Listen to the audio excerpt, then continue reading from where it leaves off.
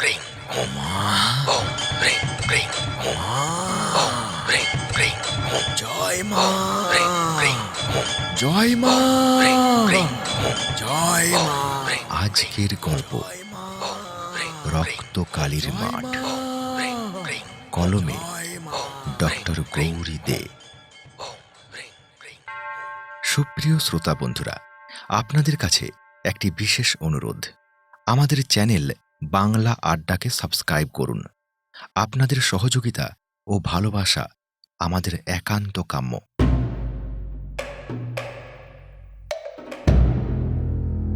নমস্কার বন্ধুরা, আজ আপনাদের জন্য নিয়ে এলাম একটি অন্য স্বাদের হাড় হিম করা গল্প, রক্তকালীর মাঠ।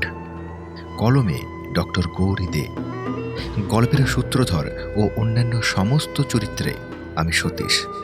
তাহলে শুরু করছি আজকের গল্প, রক্তকালীর মাঠ। গল্পটি কেমন লাগলো অবশ্যই কমেন্টে জানাবেন। ভালো লাগলে একটি লাইক ও শেয়ার করতে ভুলবেন না। আপনাদের এই রেসপন্স আমাদেরকে আরও ভালো ভালো গল্প আনতে উৎসাহ দেবে। সকলকে অগ্রিম ধন্যবাদ। আজ প্রথম পর্ব।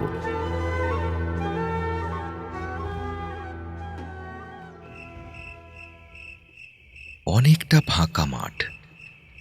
সেই মাঠ পেরিয়ে একটা কালী মন্দির আছে। লোকে বলে ওটা প্রায় 200 বছরের পুরনো মন্দির।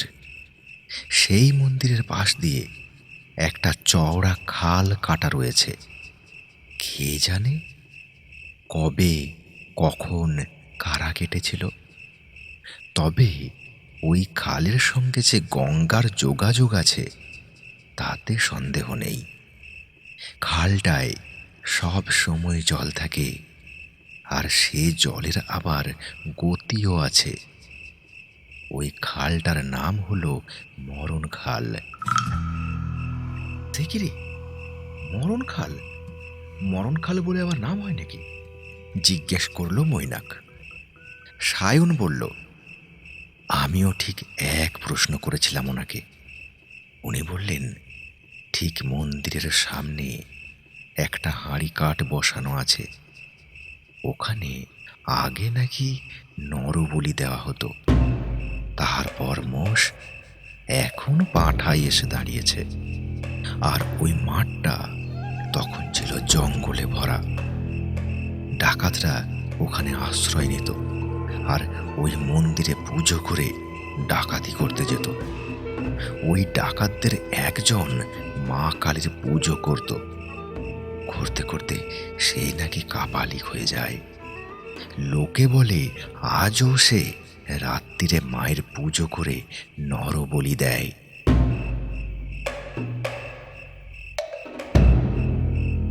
রাত 2টোর পর দূরের গ্রামের লোকেরা শুনতে পায় কে যেন জয় মা, জয় মা বলে চিৎকার করছে আর ঘন্টা বাজাচ্ছে। কি বলছিস চাতা? 200 বছর কোনো মানুষ বেঁচে থাকতে পারে? অশোক অবিশ্বাসের হাসি হাসে। দেখো, ওসব কোনো বদমাস লোকের কাজ। গ্রামের লোককে ভয় দেখিয়ে জায়গাটা হাতাবার মতলব। যা বলেছিস বসন্ত। বলল অশোক। মৈনাক বলল, চল সায়ন, আমরা নিজের চোখে ব্যাপারটা দেখে আসি। আমরা এই যুগের ছেলে, এসব অন্ধ কুসংস্কার মেনে নেব যাচাই না করে তা কি হয়? যাবি? সায়ন একটু গম্ভীর হয়ে বলল, যতটা সহজে কথাটা বললি ততটা সহজ নাও হতে পারে। জীবনের রিস্ক থাকতে পারে। মৈনাক বলল, বল না, তুই ভয় পেয়েছিস। সায়নের মনে লাগলো। বলল, ভয় কাকে বলে সায়ন জানে না রে। আর জীবনের রিস্ক, সে তো যে কোনো অ্যাডভেঞ্চারেই আছে। তাহলে তো আর নতুন কিছু করা যায় না। গুড, এই তো, তুই ঠিক কর, আমরা দুজনেই যাব। সেই ভালো, তোরা ফিরে এলে শুনবো তোদের কাছে কি ব্যাপার। সায়ন বলল, আমি তাহলে ডিটেলসটা জোগাড় করি। তবে একটা কথা, বাড়িতে বলবো বেড়াতে যাচ্ছি, রক্তকালীর মাঠের কথা বলবো না। ওরা তাহলে যেতে দেবে না। রক্তকালীর মাঠ? রক্তকালীর মাঠ? রক্তকালীর মাঠ, সেটা আবার কোনটা? সমস্বরে প্রশ্ন করে ওরা সকলে। সায়ন একটু অবাক হয়ে বলে, তোদের বলেছি তো, বলিনি? ওই মাঠটার নামই তো রক্তকালীর মাঠ, যেখানে মন্দিরটা রয়েছে। তারপর মৈনাকের দিকে তাকিয়ে বলল, দেখ, ঠিক যাবি তো? মৈনাক বলল, নিশ্চয়, তুই ব্যবস্থা কর। হ্যাঁ রে, তা কাপালিক কি রোজ রাতেই নরবলি দেয়, সেটা জিজ্ঞেস করেছিস? ওহো, সেটাও বলা হয়নি।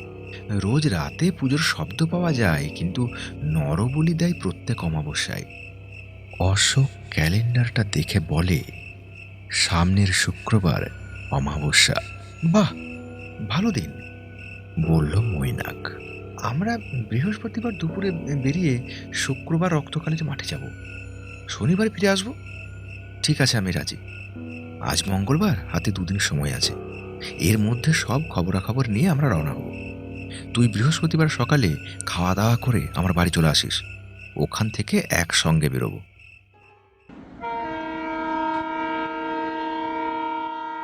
বর্ধমান লোকাল ধরে ব্যান্ডেল, কতক্ষণের বা পথ, কিন্তু কার মুখ দেখে ওরা যে বেরিয়েছিল কে জানে। কোথায় কি হয়েছে তার জন্যে অবরোধ। হেন তেন করে ওরা যখন ব্যান্ডেলে পৌঁছল, তখন রাত প্রায় 10টা। এরপর আর কোথাও যাওয়া সম্ভব নয়, বিশেষ করে রক্তকালীর মাঠে তো নয়ই। কারণ এখান থেকে মরণখালের যা দূরত্ব, তাতে যেতে গেলে 3 ঘন্টা তো লাগবেই। তাছাড়া অজানা অচেনা জায়গা, রাতের বেলা কার কি মনে আছে কে জানে। এতটা রিস্ক নেওয়া যায় না। ওরা ঠিক করলো রাতটা কোথাও কাটিয়ে ভোরবেলা যাবে। কিন্তু কোথায় কাটাবে? অল্প বয়সী ছেলে সব, হাতে তেমন পয়সা কড়িও নেই। খাওয়া দাওয়া তো করতে হবে। সবচেয়ে ভালো হয় একটা ধর্মশালা গোছের কিছু পেলে, পয়সা কড়িও কম লাগবে, রাতটাও কাটবে। ওরা রাস্তাতেই একটা বেঞ্চে বসে এসব আলোচনা করছিল। এমন সময় একটা মাঝবয়সী লোক এসে বলল, বাবু, থাকার জায়গা খুঁজছেন?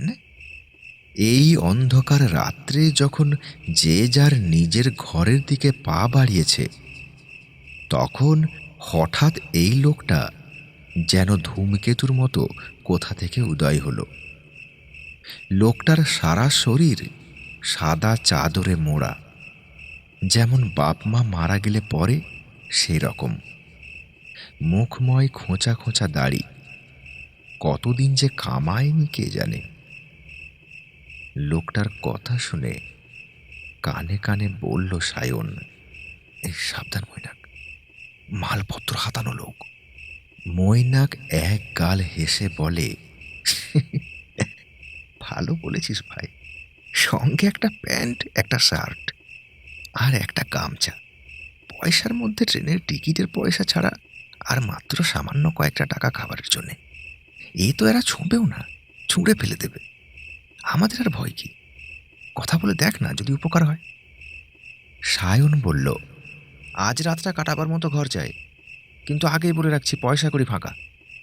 দেখুন বাবু, আমি পয়সা করি ছুঁই না, কি হবে পয়সায়? তবে আমি কোনো দিন কারো অপকারও করিনি। রাত্রিটায় মানুষ বেশি ঝামেলায় পড়ে, তাই আমি এই রাত্রিরে ঘুরে বেড়াই। আপনাদের দেখে মনে হলো আশ্রয় চাই। স্কুলের ছেলেরা খরচ করার মতো পয়সাই বা পাই কোথায়, তাই এলাম বলতে। আমার একটা ছোট্ট কুটুরি আছে, সেখানে 2 দিন অনায়াসে আপনারা থাকতে পারবেন, কোনো পয়সা কড়ি লাগবে না। হাতে স্বর্গ পেল যেন সায়ন আর মৈনাক। কিছু না ভেবেই ওরা এক কথায় রাজি হয়ে গেল। যদি ওরা লক্ষ্য করত, দেখতে পেত লোকটার চোখ দুটো আনন্দে আগুনের মতো জ্বলছে। একটা অটো ডেকে ওরা উঠে বসল। কিন্তু কত দূর? চলছে তো চলছেই, পথ যেন আর শেষ হয় না। হাত ঘড়িতে সায়ন দেখল রাত প্রায় 12টা। ও না বলে পারল না। কি কি কি ব্যাপার বলুন তো? কত দূরে আপনার বাড়ি? এই তো সামনে, গ্রামের শেষ প্রান্তে আমার বাড়ি। তারপরেই শুরু হচ্ছে রক্তকালির মাঠ। আঁতকে উঠল মৈনাক আর সায়ন। রক্তকালির মাঠ, তার কাছে ওরা এসে পড়েছে। গাড়িটা থেমে গেল। ওরা নামলো। একটা একচালা দাওয়াওয়ালা কুঠুরি। লোকটা অটোটাকে ভাড়া দিয়ে দিল। মৈনাক আর সায়ন দুজনে টাকা দিতে গেল।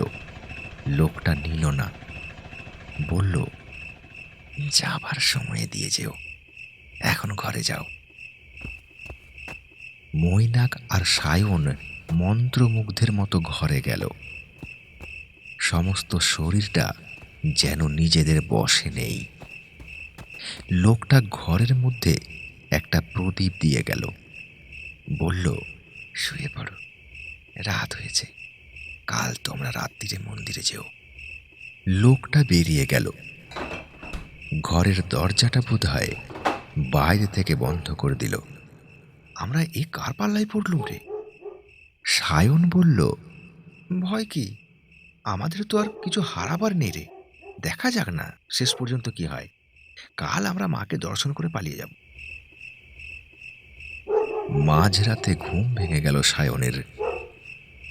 প্রচণ্ড জল তেষ্টা পাচ্ছে। সঙ্গে টর্চ ছিল। সেটা জেলে ঘরের চারদিক খুঁজে দেখল সায়ন। কোথাও কুঁচো টুঁচো কিছুই নেই, অথচ দরজা বন্ধ। লোকটাকে গিয়ে যে বলবে জলের কথা, তার কোনো উপায় নেই। কি মনে করে ও আর একবার চেষ্টা করলো দরজাটা খুলতে।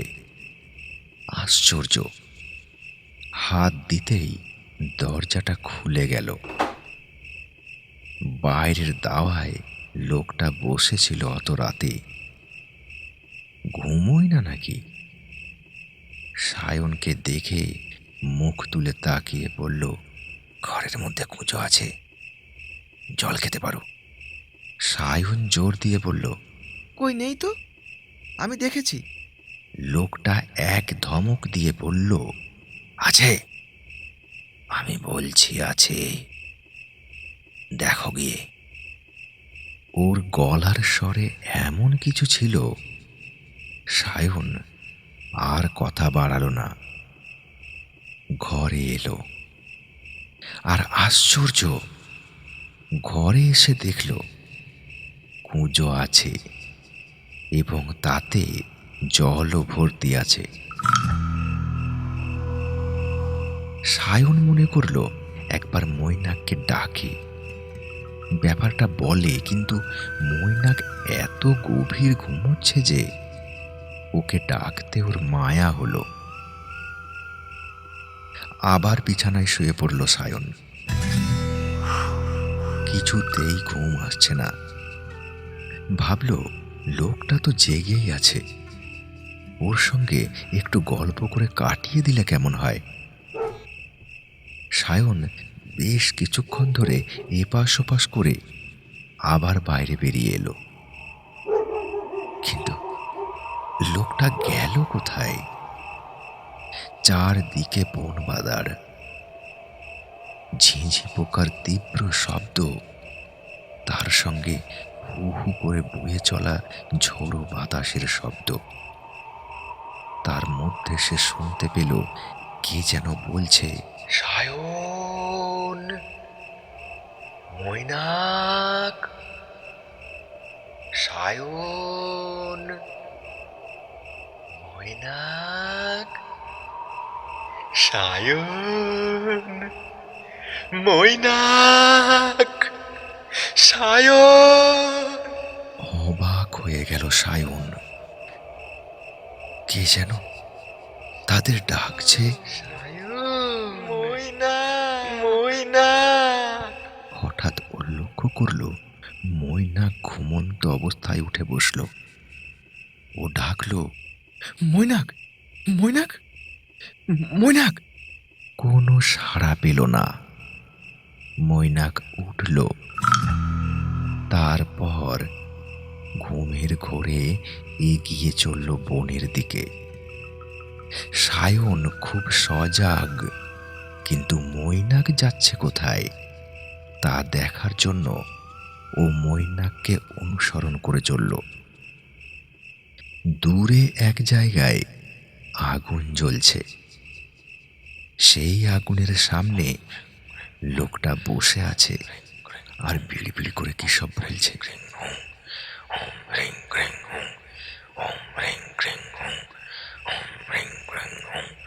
ওদের দিকে পেছন করে বসে আছে কালো মিশমিশে একটা দৈত্যের মতো লোক। সায়ন ঠিক বুঝতে পারল না ব্যাপারটা, কিন্তু দেখল মৈনাক প্রায় আগুনের কাছে চলে গেছে। ও সব ভুলে চিৎকার করে উঠল, মৈনাক যাসনি রে, মৈনাক যাসনি। চমকে ফিরে তাকালো মৈনাক। সায়নকে দেখে অবাক হয়ে জিজ্ঞেস করলো, আমি আমি কোথায় রে? আমি কোথায়?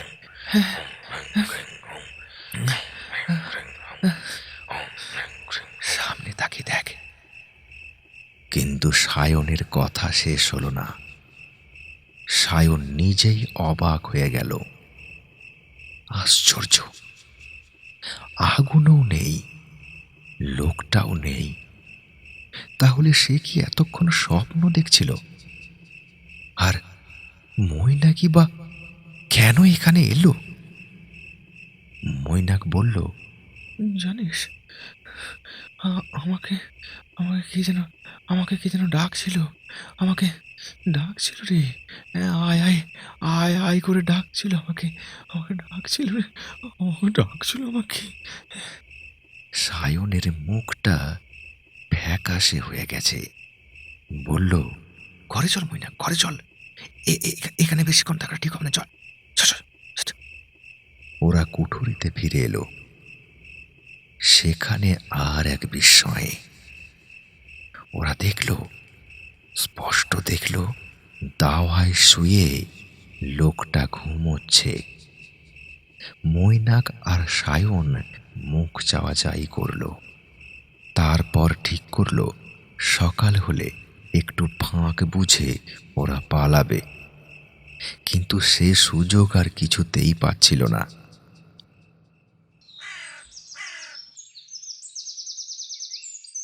ঘরে ঢুকলো লোকটা, এক গাদা লুচি, তরকারি আর মোহনভোগ নিয়ে। কাল থেকে ওরা প্রায় অভুক্ত। খাবার দেখে ভাবল, আগে তো খেয়ে নি, তারপর পালাবো। আবার ভুল করলো ওরা। পেট পুড়ে খেলো।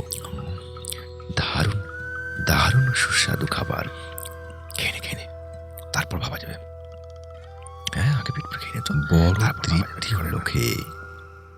কিন্তু তারপর আর ওদের কিচ্ছু মনে নেই। সন্ধ্যের পর ওদের ঘুম ভাঙল। সায়ন বলল, সব জামা কাপড় এখানে থাক, ওসব নিয়ে পালাতে গেলে ধরা পড়ে যাব। তার চেয়ে এই সুযোগ, চল মায়ের মন্দিরে যাই, ওখানে নিশ্চয়ই লোকজন থাকবে, আমরা বেঁচে যাব। চল চল চল চল চল। ভাবা মাত্র কাজ। সৌভাগ্যের কথা, লোকটা ওদের দেখতে পায়নি। ওরা ছুটতে ছুটতে সোজা রক্তকালীর মাঠের ভেতর মন্দিরের সামনে এসে হাঁপ ছেড়ে বাঁচল। পুরোহিত পুজোর জোগাড় করছেন। গ্রামের 2-4 লোক দাঁড়িয়ে পুজো দেখবে বলে। ওরা ওদের সঙ্গে মিশে গেল, কিন্তু চমকে উঠল মায়ের মূর্তির দিকে তাকিয়ে। ও, সে কি ভয়ঙ্কর মূর্তি! এক পিঠ কালো ঘন অন্ধকারের মতো চুল এলিয়ে আছে, ঘোর কৃষ্ণবর্ণ রং, সম্পূর্ণ উলঙ্গ দেবী, প্রায় 5 ফুট লম্বা, টকটকে লাল জিভ, টকটকে লাল চোখ, গলায় সারি সারি নরমুণ্ডমালা। প্রত্যেকটি কাটা মুন্ডু যেন জীবন্ত। তাদের গলা দিয়ে টপ টপ করে রক্ত পড়ছে, আর সেই রক্ত খাচ্ছে এক শ্মশানচারী শিয়াল। তার লম্বা জিভ দিয়ে টপ টপ করে রক্ত ঝরে পড়ছে, আর শিয়ালের দাঁতগুলোও কেমন লাল, মনে হয় রক্ত লেগে আছে। কিন্তু ভালো করে দেখে ওরা বুঝতে পারলো ওরকম মনে হলেও সত্যি কিন্তু জীবন্ত নয়। ঠিক মন্দিরের চাতালে একটা হাঁড়ি কাঠ। চমকে উঠল সায়ন। এসে কি দেখছে? সায়নের সারা শব্দ না পেয়ে মৈনাক সায়নের দিকে তাকালো। তারপর ওর দৃষ্টি অনুসরণ করে তাকালো ওই হাঁড়ি কাঠের দিকে। সাংঘাতিক চমকে উঠল মৈনাক।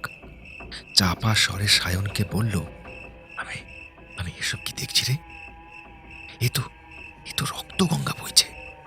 আমি ভুল দেখছি না তো? তাহলে কি এইমাত্র বলি দেওয়া হয়েছে? চল তো ভালো করে দেখি।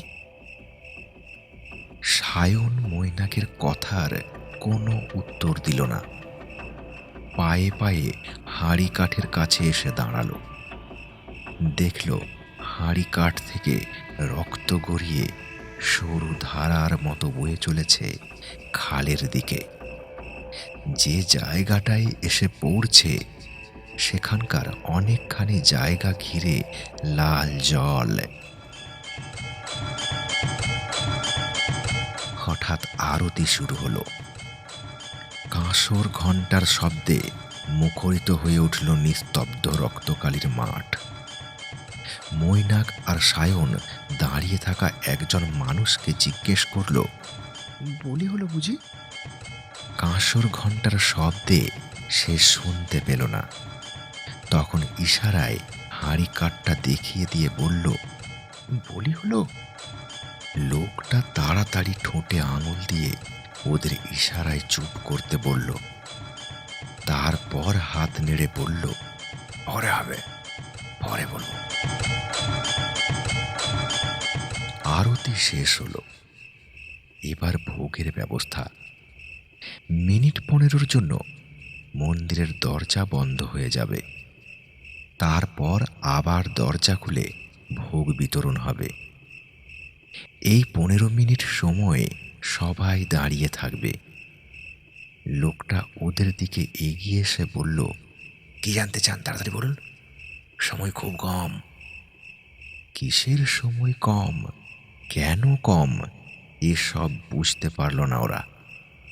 তবে বুঝতে পারল যা কিছু তাড়াতাড়ি করা দরকার। মৈনাক বলল, এক্ষুনি কি বলি হয়েছে? লোকটা একটু ভেবে বলল, শেষ বলি হয়েছে 6 মাস আগে, কালী পুজো রাত্রে, পাঁঠা বলি। সায়ন চোখ বড় বড় করে বলে, 6 মাস আগে? কিন্তু এখনো রক্ত বইছে, কি বলছেন? লোকটার চোখ দুটো জলজল করে উঠল। কপালে হাত ঠেকিয়ে মায়ের উদ্দেশ্যে প্রণাম করে বলল, এই রক্ত কখনো শুকায় না। সে কি, এ তো অসম্ভব কথা। লোকটা একটু রাগত স্বরে বলল, নিজের চোখেই তো সব দেখলেন, সন্দেহ করবেন না, যা বলছি মেনে নিন। শুনুন, আগে হতো নরবলি, তারপর মোষ, তারপর পাঁঠা। আপনারা এখানে নতুন। ওরা দুজনেই মাথা নেড়ে জানালো ওরা নতুন।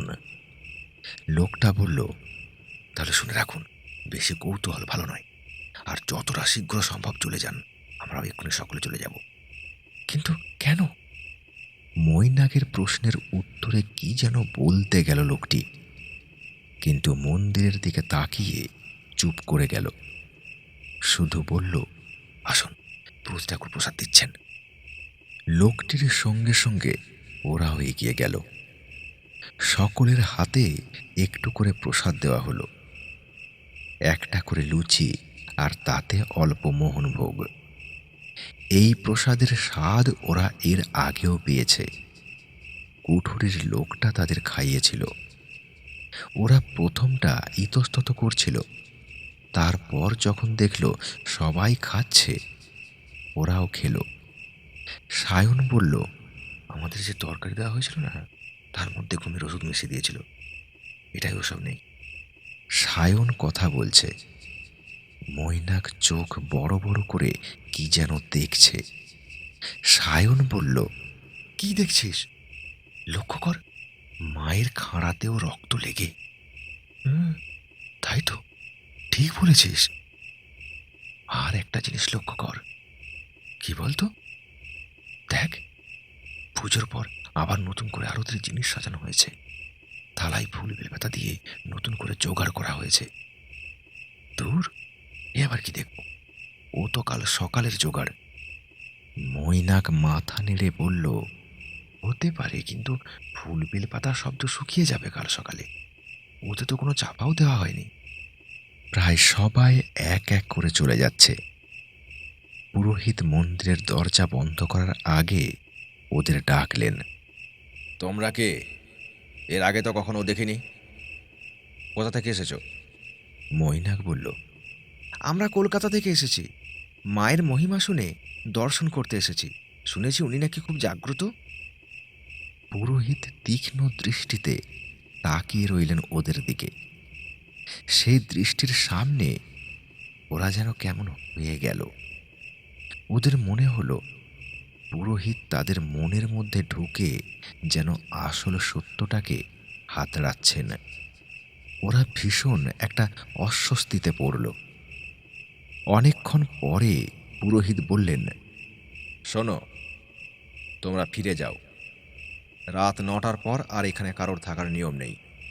আর যদি সেটা না মানো, মনে রেখো বড় একটা ক্ষতি হয়ে যেতে পারে। সায়ন বলল, আমরা ফিরে যাব, আপনি যান। চোখে সন্দেহ নিয়ে পুরোহিত বললেন। গেলেই মঙ্গল। পুরোহিত চলে যেতে মৈনাক বলল, কি বললো শুনলি? হ্যাঁ, না গেলে নাকি আমাদের ক্ষতি হবে। আমরা এ যুগের ছেলে হয়ে মেনে নেব এসব অলৌকিক? মানা যায় না। আমার কি মনে হয় জানিস, কিছু ধান্দাবাজ লোক এসব করছে। লাল রং ঢেলে রক্ত বলে ভয় দেখাচ্ছে। নিশ্চয়ই ওদের কিছু মতলব আছে। হ্যাঁ, আমারও তাই মনে হয়। কিন্তু বদমাস লোকের পাল্লায় পড়লে তো বেঘুরে প্রাণটাও যেতে পারে। তা যাক, এসেছি যখন এর শেষ দেখে ছাড়ব। হ্যাঁ, ঠিক বলেছিস। রাত 9টার পর কি হয় দেখতেই হবে। নয়তো বসন্ত, অশোক সব বলবে, কি ভিতরে তোরা ভয়ে পালিয়ে এলি। এই, সামনের গাছটা দেখছিস? এক গাদা ডালপালা নিয়ে দাঁড়িয়ে আছে। ওর ডালেই আমরা লুকোই। কেউ দেখতে পাবে না। যা দেখার ওখান থেকে দেখব। অবশ্য যদি সত্যিই কিছু ঘটার মতো ঘটে, তারপর ভোরবেলা সবার আড়ালে লুকিয়ে পালাবো। কিরে, তুই রাজি তো? হ্যাঁ, একদম রাজি। কিন্তু খাওয়া দাওয়া? আরে বাদ দে তো। সকালে যা খেয়েছি এখনো পেট ভরে আছে। একদিন না খেলে কি হবে? চল, গাছে উঠে পড়া যাক। এখানে দাঁড়িয়ে থাকাটা ঠিক হবে না। দুজনেই বিশাল বড় বটগাছের এক শক্ত ডালে গিয়ে বসল। বেশ শক্ত করে ধরে রাখল নিজেদের। রাত বাড়তে লাগলো। ওরাও মাঝে মধ্যে ছটফট করতে লাগলো। নিজেদের মধ্যে কথা বলাও বন্ধ। কিন্তু ঘুম কাটবে কি করে? চোখ তো জড়িয়ে আসছে। আর গত রাতে তো ভালো করে ঘুমোতেই পারেনি ওরা। তাই ঘুম পাওয়াটা আশ্চর্যের কিছু নয়।